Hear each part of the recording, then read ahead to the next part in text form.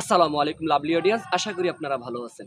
আমি এর আগে তো বলছি কয়েকটা কন্টেন্টে যে বাংলাদেশ রীতিমতো তাদের হারটা স্বাভাবিক হয়ে গেছে। হ্যাঁ, it's true bro, it's true.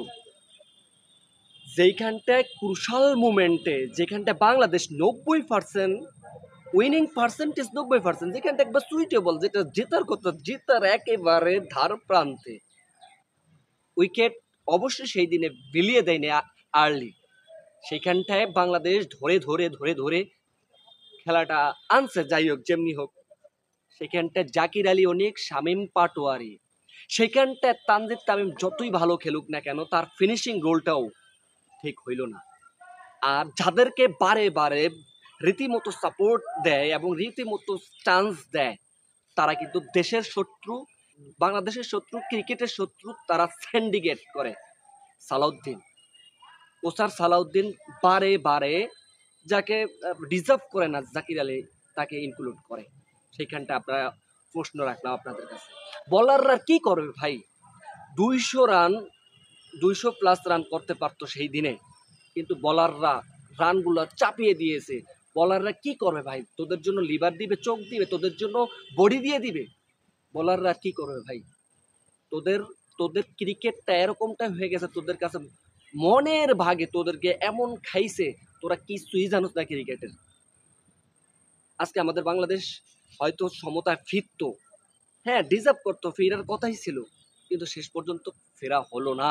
সেই 14 রানে আমরা হারলাম, এর আগে ম্যাচে 16 রানে হারলাম। আমাদের হারটা তো স্বাভাবিক বিষয় ভাই, এখানটায় অস্বাভাবিকের কিছুই না, ডেফিনেটলি।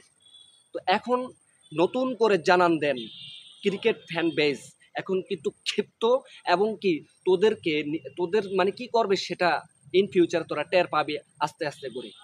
এখন বাংলাদেশের ক্রিকেট নতুন করে জানান দিতে হবে, বাংলাদেশের ক্রিকেট কোথায় ঘাটতি রয়েছে, কোথায় কাদের কি হয়েছে। এই সিন্ডিকেটের জন্য, এই এই দেশের শত্রুদের জন্য আজকে আমাদের এই অবস্থা। সেই জায়গায় আমাদের প্রতিবাদ করতে হবে প্রত্যেকটা ফ্যান বেসদেরকে।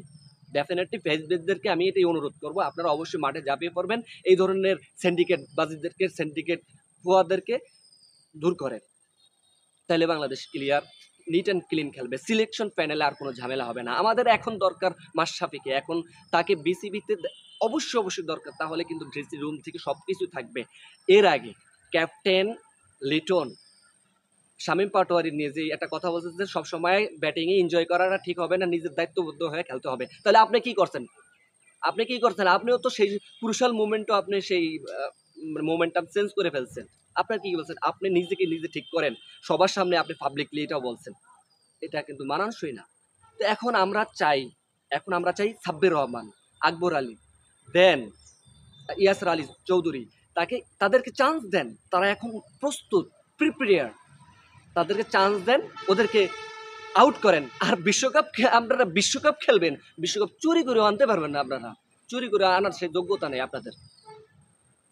পৃথিবীর যে কোনো দেশ হোক না কেন ভাই, এখানটা যদি আর্জেন্টিনা নতুন করে খেলে ক্রিকেট, তাহলে আর্জেন্টিনাও কালকের ম্যাচটা জিততে পারতো। কিন্তু আপনাদের লজ্জা লাগে না ফ্যানদের জন্য কিছু করার জন্য, একটা মুখিয়ে থাকবেন, সেটা আপনাদের নাই। লজ্জা নাই, আপনাদের এই অবস্থা।